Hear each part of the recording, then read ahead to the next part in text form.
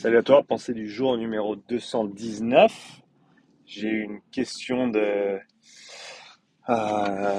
Jonathan hier sur Instagram concernant le travail d'endurance pour les powerlifters.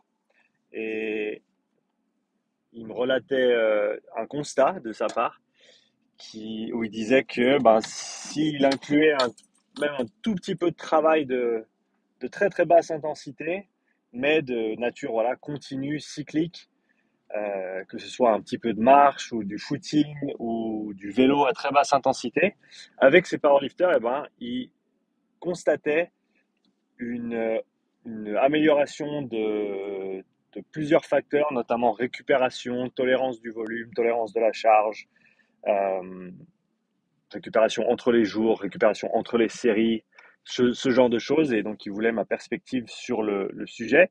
Je pense que c'est un sujet qui est très, très intéressant. Alors bien sûr, on sait que certaines adaptations au niveau endurance peuvent aller à l'encontre d'autres adaptations, notamment au niveau gain de masse musculaire.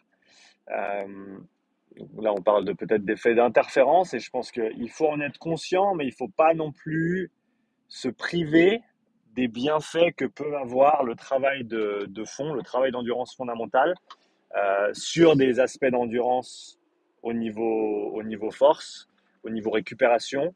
Je pense qu'il y a plusieurs facteurs qui sont très intéressants. Faut se dire que, et je me rappelle plus exactement des chiffres et des proportions, mais il me semble en tout cas, et si j'ai tort, laisse-moi un commentaire, avec la référence volontiers pour que je puisse mettre ça à jour de mon côté.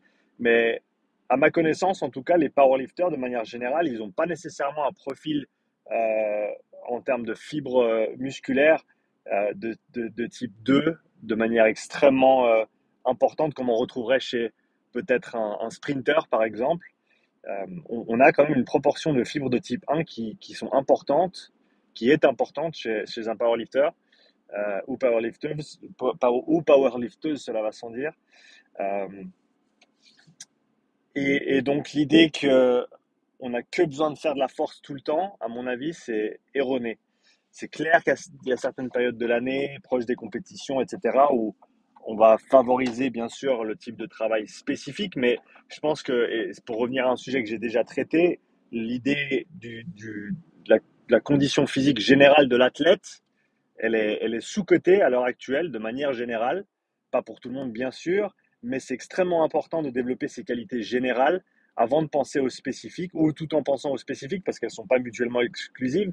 Mais donc de dire que tu vas faire un petit peu de travail d'endurance fondamentale, encore une fois, à mon avis, pour un powerlifter qui serait plutôt côté lourd au niveau poids de corps, j'opterais peut-être pour des modalités un petit peu moins contraignantes comme du vélo par exemple, qui est extrêmement simple à mettre en place, qui va être extrêmement pertinent sur la durée. Ça n'a pas besoin d'être long, ça n'a vraiment pas besoin d'être difficile, au contraire, ça devrait être très facile.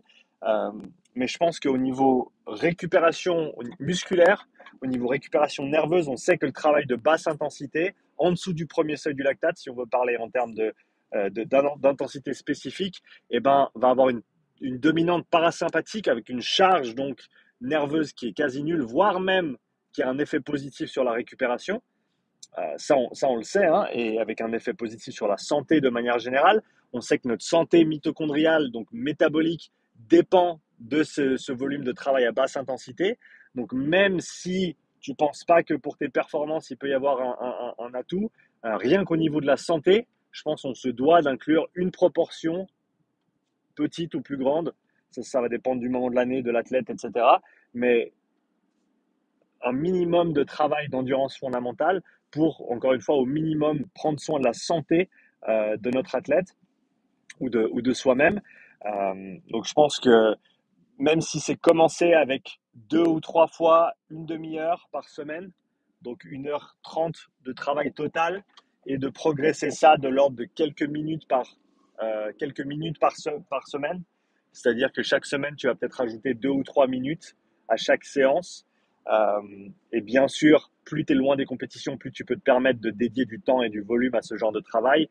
Et peut-être que quand tu arrives proche des compétitions, tu vas réduire ce volume euh, pour simplement avoir une certaine maintenance de ces qualités d'endurance. Mais je pense que au niveau récupération, il n'y a pas photo. Ça va bien sûr aider parce que qu'est-ce qu'on travaille? On travaille la densité mitochondriale et capillaire. Ça veut dire quoi? Ça veut dire qu'on a un métabolisme qui est plus flexible, on a un métabolisme qui est plus à même d'oxyder des graisses, qui est plus à même de changer entre différentes tendances énergétiques. Donc, bien sûr, quand tu soulèves du lourd, il va y avoir une prépondérance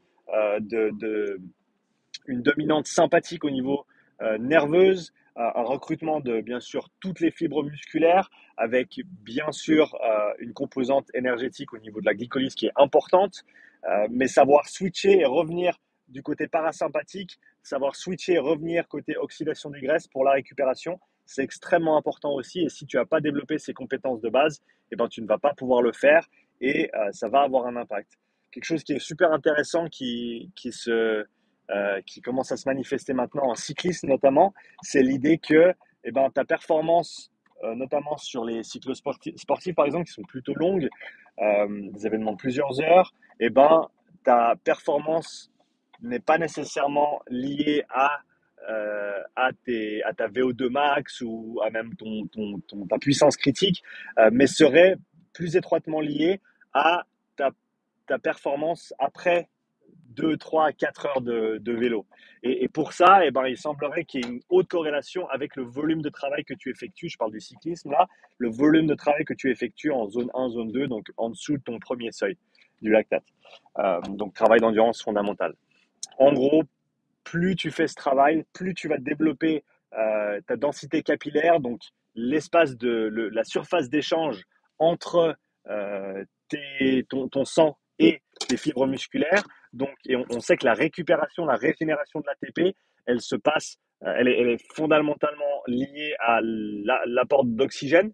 Donc, le processus énergétique en lui-même qui recycle l'ATP ou qui va te permettre d'alimenter les contractions musculaires au moment où elles se passent, eh ben, c'est peut-être certains processus qui ne sont pas liés directement à l'oxygène, mais indirectement sur la récupération, eh ben, tu es de toute façon dans le domaine de l'oxygène et donc d'améliorer l'apport et l'utilisation de l'oxygène sera de toute façon bénéfique de manière générale pour un athlète.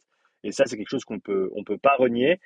Encore une fois, c'est toujours par rapport au contexte. Quand est-ce qu'on l'applique, à quel volume, à quelles intensités. Ça, c'est extrêmement important. Ce que je dirais pour un powerlifter, c'est en tout cas vraiment être conservateur avec l'intensité de travail. Si tu sors de la séance et que c'était difficile ou un petit peu difficile, que tu as les jambes qui piquent, c'était trop intense. Donc, il faut vraiment commencer tout en bas. Il faut vraiment pas se prendre la tête avec l'intensité. Et il faut vraiment se dire, bon voilà, ça va être ma récupération active. Ça va être mon travail d'endurance. Et je ne serais pas surpris que dans 8 semaines, 12 semaines, 10 semaines, 12 semaines, tu sens déjà une différence sur ta récupération, ta tolérance de la charge d'entraînement sur une semaine, ta tolérance de l'intensité d'entraînement également, parce que tous ces paramètres-là sont liés d'une manière ou d'une autre à ces fibres de type 1, à ta capillarisation, à ta densité mitochondriale.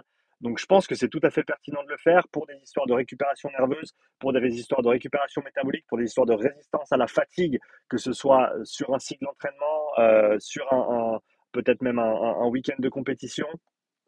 On sait que les compétitions ne sont pas très longues nécessairement, mais voilà, simplement pouvoir tolérer cette charge et être résistant à la fatigue. Je pense que pour toutes ces raisons-là, c'est extrêmement intéressant de travailler cette endurance fondamentale, même pour un sport qui, euh, de prime abord, ne nécessite pas nécessairement de qualité d'endurance à proprement parler. Mais voilà, faut pas se dire que le travail d'endurance fondamentale a un effet direct sur les performances. Par contre, le travail d'endurance fondamentale va avoir un effet direct sur les entraînements qui vont te permettre ensuite de performer au plus haut niveau. Et c'est ça dont il faut se souvenir. L'endurance fondamentale, c'est une qualité générale qui sert de soutien et de support aux qualités spécifiques qui te permettent ensuite de performer dans ton sport. Donc, il y a un degré de séparation plutôt qu'un lien direct de causalité.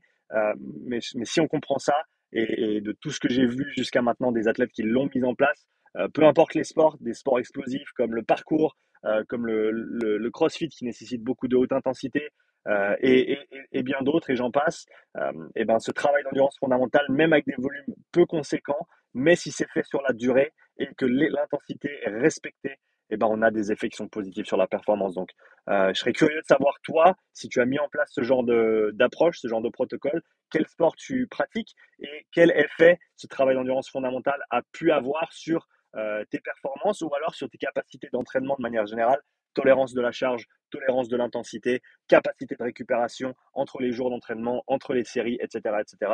Donc j'attends ton commentaire avec ton retour sur ces expériences, si tu les as, ou alors tes questions, si tu en as d'autres. Si tu ne comprends pas ces concepts de seuil, zone, domaine d'intensité, etc., je t'invite à aller voir la formation que j'ai en ligne qui est disponible maintenant, qui s'appelle Comprendre les seuils physiologiques et les zones d'entraînement, formation axée théorique pour comprendre tous ces différents concepts et pouvoir les appliquer ensuite avec tes athlètes ou avec toi-même. Donc je t'invite à aller voir ça, lien dans la description. Quoi qu'il arrive, laisse-moi un petit like si tu as apprécié la pensée du jour, comme d'habitude. Si t'es pas abonné, abonne-toi parce que c'est gratuit et tu peux toujours changer d'avis. Sur ce, je te souhaite un très bon vendredi et à bientôt pour la nouvelle pensée du jour. Ciao.